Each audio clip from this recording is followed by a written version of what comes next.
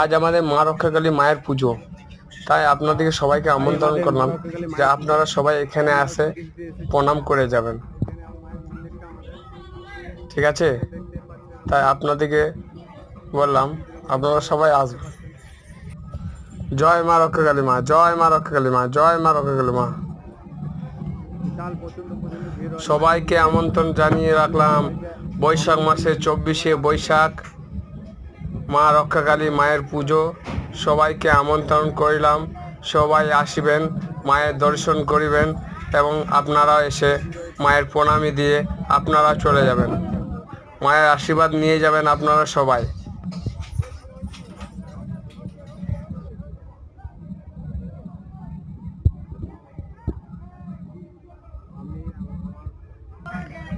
এটা এটা আমি, এটা আমার মেয়ে, দেখো আমাদের দুজনকে।